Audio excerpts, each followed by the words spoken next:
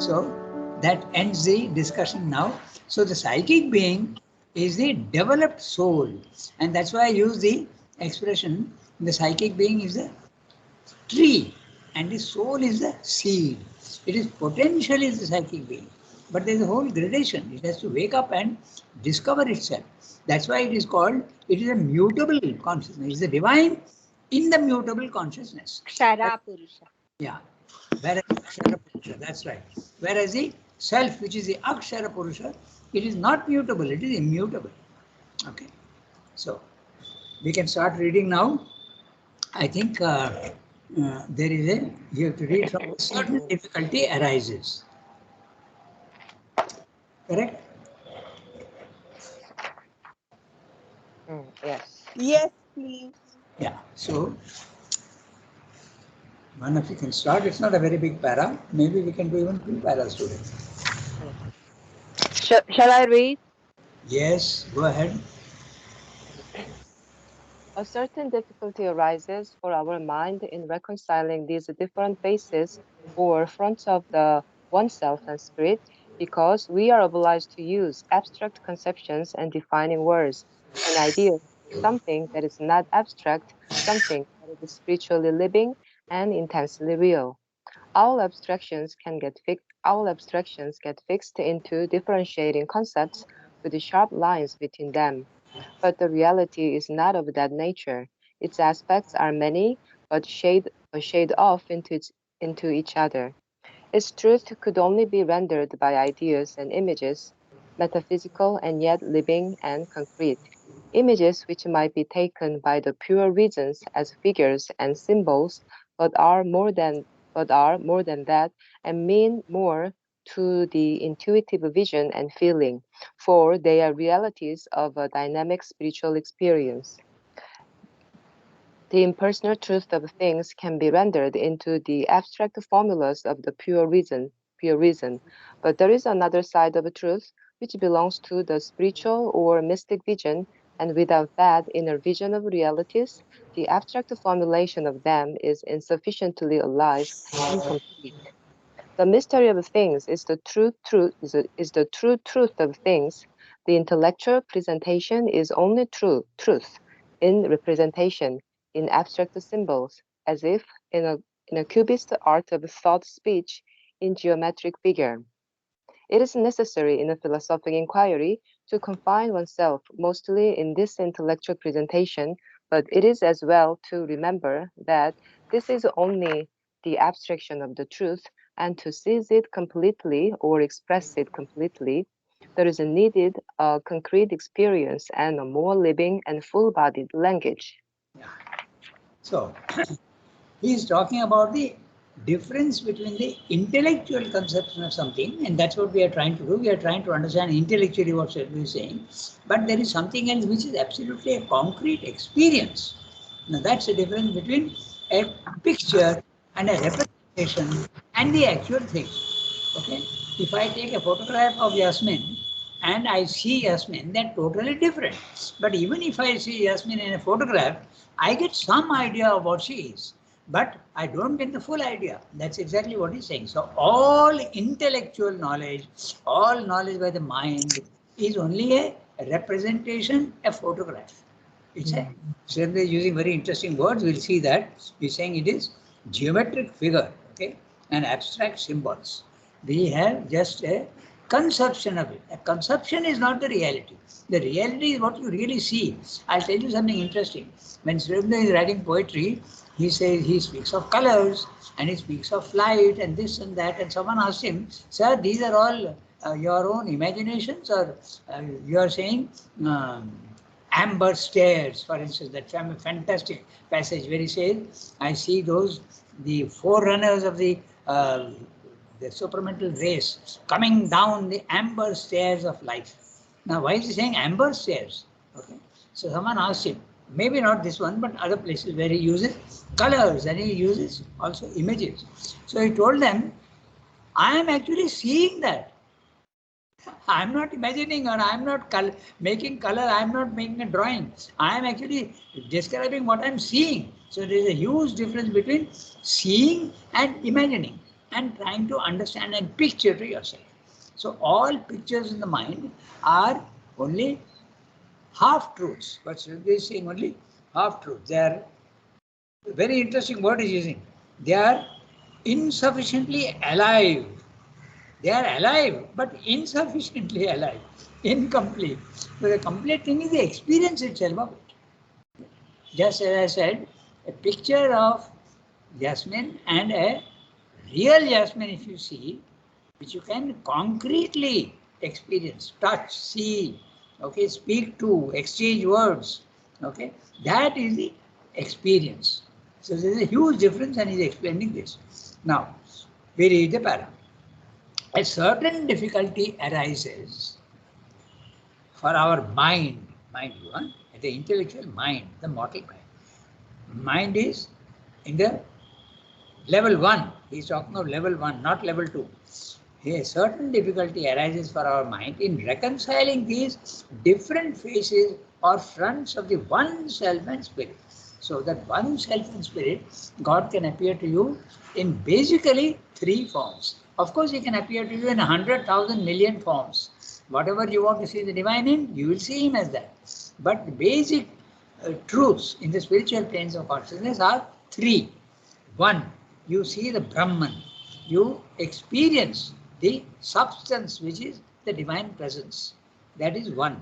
It is infinite, eternal, featureless, immutable. It is absolutely real to you. It's a substance which you enter into. It's like a sea. The sea is real to you. It's not an imagination. So that's the first one. But it is impersonal. The second one is the personal. The sea starts becoming a wave. You see the height of the wave, you see the curve of the wave, you see its breadth, and you see its movement, and it's a personal thing. You become aware of your own being as a person, okay? Personality experience. And the last one is the Ishvara, where you yourself become the divine. You are the entire thing. You are transcendent, you are cosmic, and you are also individual. All are true. So naturally it's very difficult for the human being to understand all this because they are contradictory forms. So Sridhar is saying a certain difficulty arises in our mind for reconciling these different faces or fronts. Note the word front. A front is a photograph, okay? It's not the real thing of the one self and spirit. Because we are obliged to use abstract conceptions and defining words and ideas for something that is not abstract, something that is spiritually living and intensely real. Okay, it is a reality which you experience. It's totally different. All our thoughts are only constructions in the mind. Okay, when we try to understand something, we are making a construction in the mind, and when the construction becomes quite clear, okay, then we say, I have understood. But it's only and sometimes the construction doesn't fit into whatever other ideas you have, then you say, I have not understood. There are some contradictions. So all mental knowledge is construction. And any construction in the physical world can be destroyed. Isn't it? It can be destroyed. So that's why it's a mutable. So that which is mutable is not ultimately real. So we have to use words. Now, our abstractions, that means mental ideas in the mind, get fixed into differentiating concepts with sharp lines between them because the mind is analytical. It is not synthetic. It is analytical. And it's good because then clarity comes. Otherwise, there is a mixture of ideas and there is confusion in the mind, which is not at all uncommon. Most human beings, if they are not intellectual and rational, okay, they mix up ideas. Okay.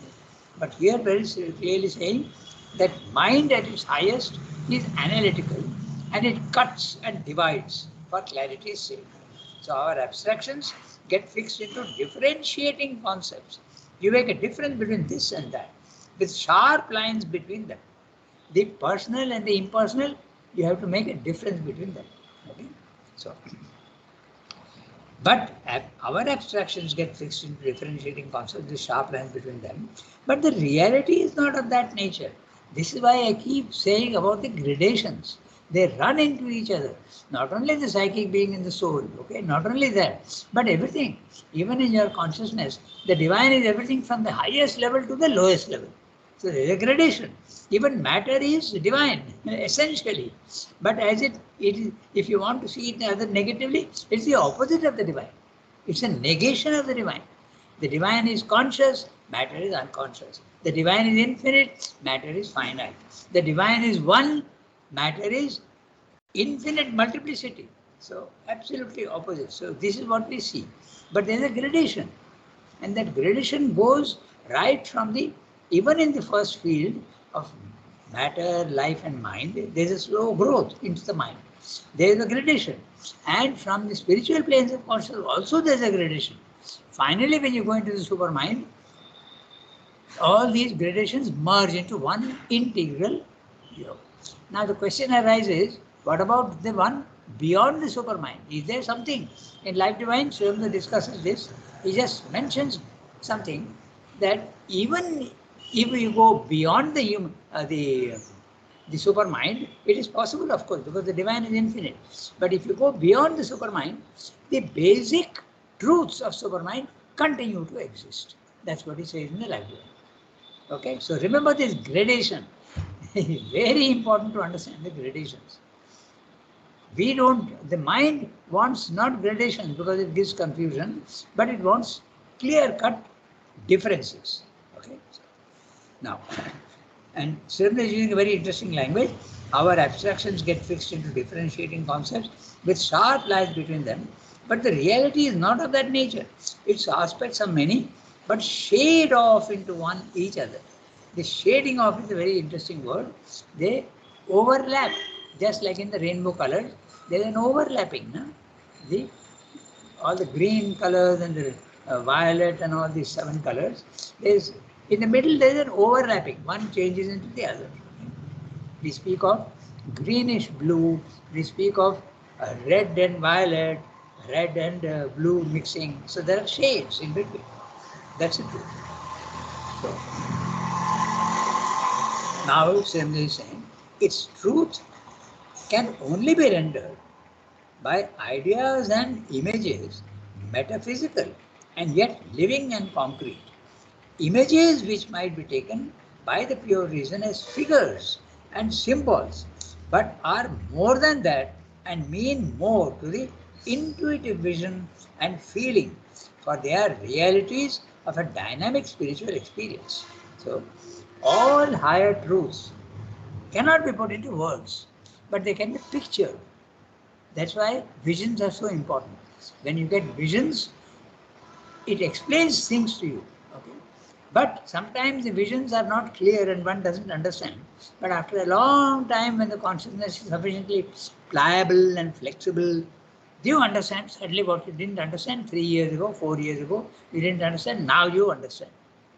So all truths, that's why images are so important.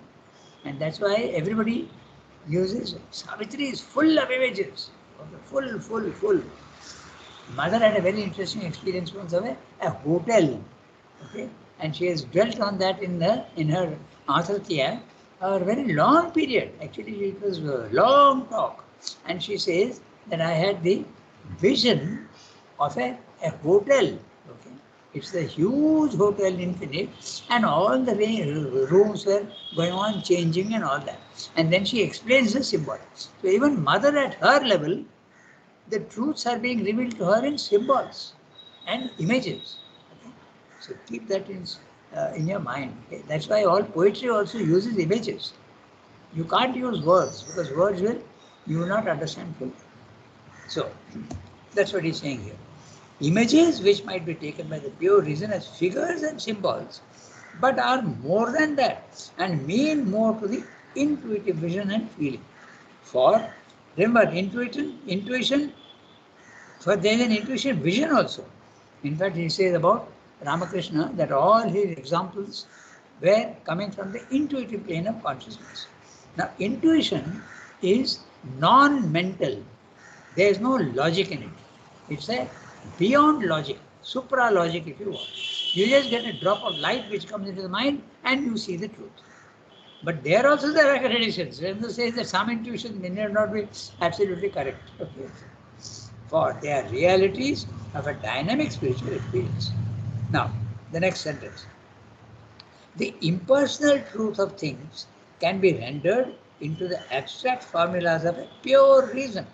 But there is another side of truth which belongs to the spiritual or mystic vision. And without that inner vision of realities, the abstract formulation of them is insufficiently alive, incomplete. Now, note the word again, insufficiently alive. They are almost contradictory. Alive means it is living, but not sufficiently living. Again, there is a gradation there. Okay. So, even when you see a photograph, as I told you, I am seeing a photograph of Yasmin. It is alive. I understand much more than when I don't have a photograph. But now, when I see the actual person, it becomes absolutely more. That's it. Reality. Okay. The mystery of things is the true truth of things.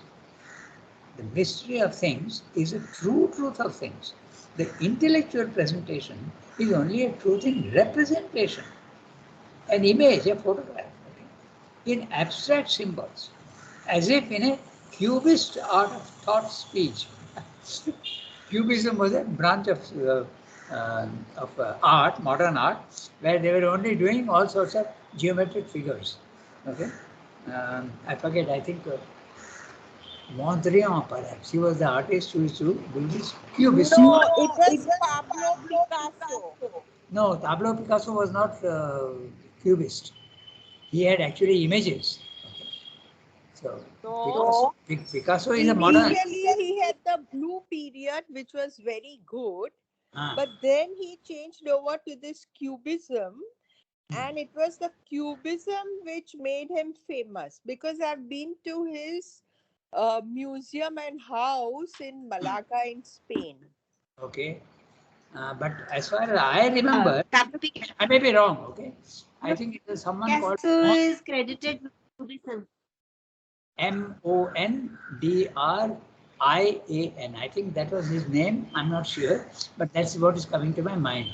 So he was the one who was the author of Cubism. Maybe Picasso graduated to that or originated that is possible. But Srindu is referring to that. A cubist is not a pen, is not an image. Okay, it's not an image, it's just representation, lines and squares and rectangles and whatnot. Cubism was a quite a new thing in art at that time. Okay, that's why Srindu is referring to it as what's he using the word cubist art of thought speech. In geometric figures, there you are. Okay? They are not images. They are not images of living creatures or nature scenes. It's just geometric figures. I'll check after the class. I'll check one day, okay, and see who was the originator of Cubism. It is necessary in a philosophical inquiry to confine oneself mostly to this intellectual presentation. When you are doing a philosophical inquiry, it has to be an intellectual presentation. It has to use logic, but it is as well to remember that this is only the abstraction of a truth, and to seize it completely or express it completely, there is needed a concrete experience and a more living and full-bodied language. The language cannot be the normal language, it has to be a full-bodied language. And in another place he says that the Upanishads, okay, is a full-bodied language. And the Vedas, full-bodied language. So, he is telling you that the mind cannot really understand these three states, Brahman, Purusha, Ishvara. They are all seem to be totally different, but they are all graded and different phases of the same reality. And what is the same reality? Spirit. If you want very unphilosophical word, God. Okay. So, we go to the next para. Here it becomes opportune to see how. Yes. Go ahead. Here it becomes opportune to see how in this aspect of the reality we must regard the relation we have discovered between the one and the many. This amounts to a determination of the true connection between the individual and the divine being, between the soul and the Ishvara. In the normal theist conception, the many are created by God, made by Him as a potter might make a vessel. They are dependent on Him as are creatures on their Creator. But in this larger view of the Ishvara, the many are themselves the Divine One. In their inmost reality, individual selves have the supreme and universal self-existent, eternal as He is the eternal, but eternal in His being. Our material existence is indeed a creation of nature, but the soul is an immortal portion of the divinity, and behind it is the divine self in the natural creature. Still, the one is the fundamental truth of existence. The many exist by the side of this, therefore, an entire dependence of the manifested being on the Ishvara. This dependence is concealed by the separative ignorance of the ego, which strives to exist in its own right, although at every step it is evidently dependent on the cosmic power that created it, moved by it, a part of its cosmic being and action. This effort of the ego is clearly a misprison and erroneous reflection of the truth of the self-existence that is within us. It is true that there is something in us, not in the ego, but in the self, an inmost being that surpasses cosmic nature and belongs to the transcendence. But this too finds little independence of nature. Only by dependence on a higher reality, it is through self-giving or surrender of soul on a higher reality. It is through of the surrender of a soul and nature to the divine being that we can attain to our highest self and supreme reality. For it is the divine being who is that highest self and that supreme reality, and we are self-existent and eternal only in his eternity and by his self-existence.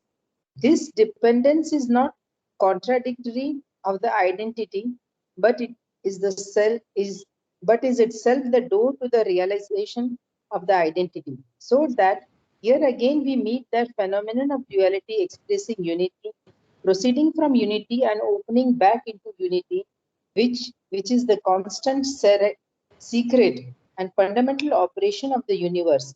It is this truth of the consciousness of the infinite that creates the possibility of all relation between the many and the one, among which the realization of oneness by the mind, the presence of oneness in the heart, the existence of oneness in all the members is the highest peak, and yet it does not annul the personal relations and gives them their fullness, their complete delight, their entire significance. This too is the magic, but also the logic of the infinite. Big para. Okay, so we'll go through each one. I think we can just go through the all. We have got sufficient time. So here again, Sandhya is saying, he has discussed the three levels, Brahman, Purusha, Ishvara in the previous one. Now he is talking of the one and the many. Okay, so he is saying how they are related. So that's what he is discussing. One by one he will take up. One and the many, then after that he will take up the manifest and the non-manifest. Then he will take up in the next paragraph the time and timeless. Then he will take up again the space and time. Like that he goes on one by one. He is taking up all the contradictions and explaining. Okay, so right now he is discussing the one and the many, how they shade off into each other. The one and the many. Again, if you have to use an image, the sea is the one and the waves are the many, and they are very much connected. Okay, so keep that in mind. So here it becomes opportune. It's the right time. Okay, it's a good opportunity to discuss, to see how this aspect of the reality, we must regard the relation we have discovered between the one and the many. The many are the individuals in the physical world, and the one is the divine, and there is a connection. If the connection was not there, no human being would be able to realize the divine, but there is a clear connection, that's why. Okay, the relation. This amounts to a determination of the true connection between the individual and the divine being. Because the individual, as we understand it, is a compendium of body, mind and life. But the divine is there hiding inside him. Okay? So there is a connection. So he has to discover that connection, then he will become the divine. True connection between the individual and the divine being, between the soul and the Ishvara. The soul is the individual soul, the Jivatman, and the word soul here is used in a very general sense, okay? It could mean the soul, it could also mean the psychic being. And the Ishvara, the highest. Ishvara is at the supramental level, Purushottama. In the Gita, it is Purushottama. Because there are three words, as Gitanjali knows very well. Kshara Purusha, level 1. Akshara Purusha, level 2. Uttama Purusha, level 3. Okay? So these are the three things, and different words are being used, but basically it's the same concept which is being expressed. In Swayambhu, it is the individual soul, the cosmic, and the transcendent. So Ishvara is the transcendent come cosmic. In the normal theistic conception, the many are created by God. The normal theistic conception. This is, I think, is referring to Christian theology, that the souls are made by God. Okay, in the normal theistic conception, the many are created by God, made by Him as a potter might make a vessel. They are dependent on Him as are creatures on their Creator. But in this larger view of the Ishvara, the many are themselves the divine one in their inmost reality, individual selves of the supreme and universal existence, eternal as He is eternal, but eternal in His being. Our mortal existence is indeed a creation of nature, but the soul is an immortal portion of the divinity, and behind it is the divine self, is the natural creature. He is making clear distinction between the Christian theory and the Indian theory. The Christian theory, God creates the soul. It is in time when a human being is born, a soul is created and put into the human being. So there is a beginning, and there is also an end when he goes back to kingdom come, as they say. But in India, the idea is not that it is there. It is the eternal portion of the divine. In other words, it is aja, not born. In the Christian theory, it is born, but in the Indian conception, in this larger view, he is talking of Vedanta, in the larger view of the Ishvara, the many are themselves the divine. The divine himself divides himself into the many. There is no creation. He doesn't create souls. He himself molds himself into the many. Okay? He breaks himself up into the many. So there is a difference. Okay? Essentially, in their inmost reality, individual selves of the supreme and universal self-existence. So, eternal as He is eternal, but eternal in His being. Our material existence is indeed a creation of nature. Which is that? Our material body, mind, life. Nature is creating, matter is creating our body. The pranic world, the second level in the physical world, is creating your vital, and the plane of thought and mind is creating your mind, individual mind. So it is nature bound. And what nature creates can be destroyed also. That's why your body disappears, your vital disappears, and your mind also is broken up after death. But the soul goes, it is immortal and it keeps on growing. It never disappears. It goes into the psychic world, ruminates, examines its own life, does a fast forward or rather a fast backward movement, sees what it has to change in the next life and takes birth again.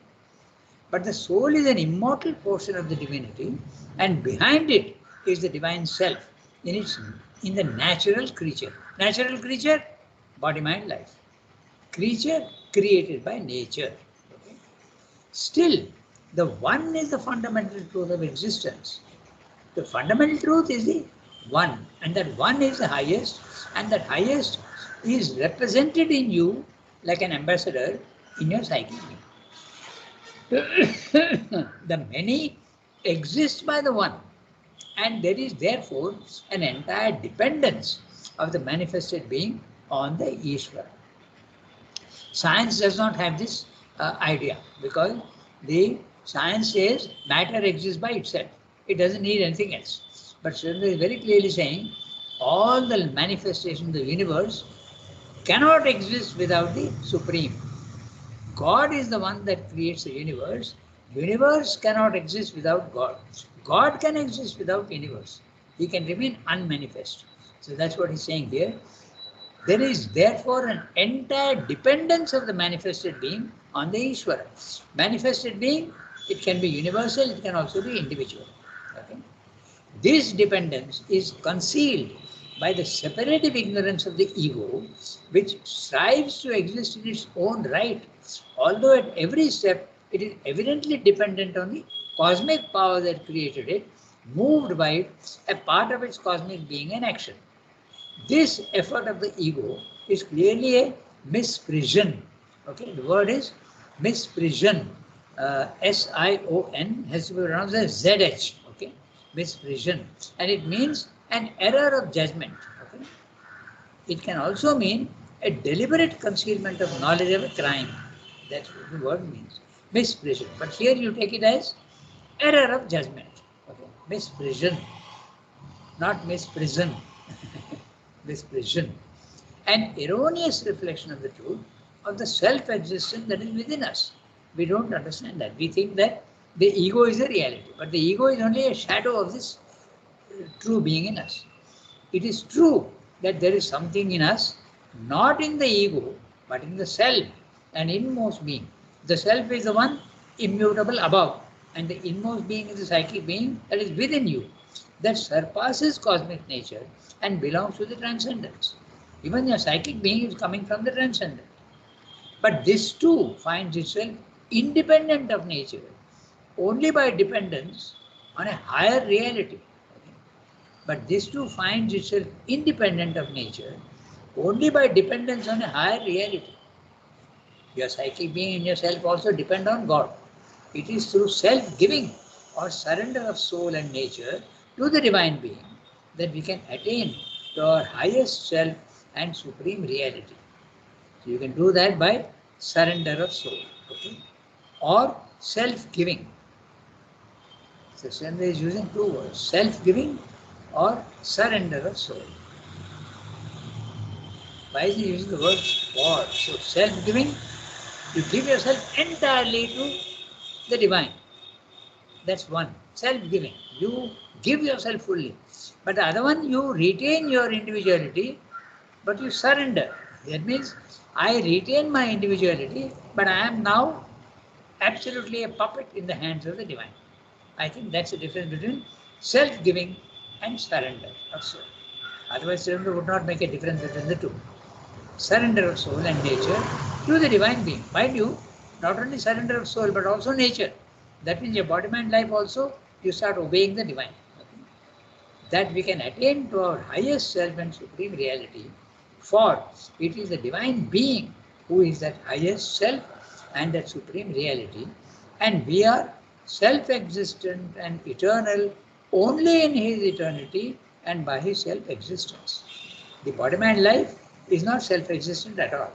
It exists and disappears. But the psychic being and the self are self-existent, but because of him. That's what he's saying.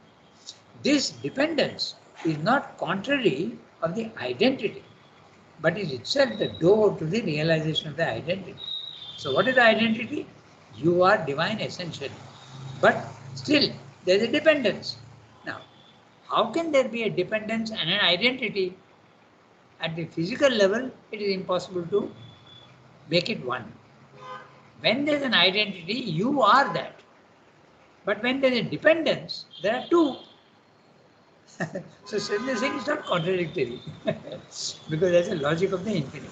At our human level, certainly identity and dependence are different. They are not the same. When I depend on my parents, I am different from my parents. So that's what he said. So that here again, we meet that phenomenon of duality expressing unity, proceeding from unity and opening back into unity. which is a constant, secret and fundamental operation of the universe. So what's he saying? Let's look at the universal as well as the individual. The universe, the transcendent divine, is limiting himself and making himself the many. But there's a journey back from the many to the one. What about the universe? The universe also, the divine is creating the universe, and in the universe again, he is creating body, mind, life, which is also nature. And again, there's an evolution of nature which is going back to the divine. So he is talking of both. So proceeding from unity and opening back into unity. Proceeding from coming down and opening back to unity, evolution going up. So proceeding from unity is the involution, and the opening back into unity is the evolution, which is the constant, secret and fundamental operation of the universe. Constantly this is happening. That which comes from matter goes back into matter. That which comes from the vital, individual becomes, it goes back into vital. That which comes from the mind goes back into mind. That which comes from the highest, from God, goes back into God. That's a liberation. It is this truth of the consciousness of the infinite that creates a possibility of all relations between the many and the one, among which the realization of oneness by the mind, the presence of oneness in the heart, the existence of oneness in all the members is the highest peak, and yet it does not annul. Annul means cancel, make nil, make zero. Annul, but confirms all the other personal relations and gives them their fullness, their complete delight, their entire significance. But this too is the magic, but also the logic of the infinite. So, what are the relations of the one and the many? He has just spoken of it here, but he has not given the details. But in synthesis, he has given very clearly details. Okay. So, among the realizations, the presence of oneness, the existence of oneness in the members is the highest peak. So, what are his relations? You can have a relation. The individual can feel himself to be a child of the divine. The relation is that of parent and child, or it can be the relation of a mother and child. It can be the relation of a father and child. It can be the relation of master and servant. It can be the relation of friend. That also is possible. In fact, in our Indian stories, we have the example of Sudama and Krishna. They are friends. Okay, so there are so many different stories. Then one very interesting, but very rare, that you think of the divine as your own child. Okay? Or Saint Catherine in Christianity, she pictured, also Meera also in India. Krishna was the husband. Okay? Christ was the husband of. You picture the divine as your husband, okay? If you are a female. Okay? So this is the relation that is possible. So, but that rare relation, as I told you, is that extraordinary case of Ramakrishna's life. Gopal and Ma, she used to see Sri Krishna as her own child. Okay. It's a very, very rare phenomenon and very interesting one. I've never come across that anywhere else. Okay. But yeah, maybe Yashoda and Balakrishna, maybe that also is there. But that's only a story. Whereas this, tell me. Something I'll say, but I request everybody not to laugh. Pardon? I didn't follow. I said I want to share something, but I request everybody not to laugh. Okay, I agree. I'm laughing before. Not So to me, this Ganesha, no? Ganesha.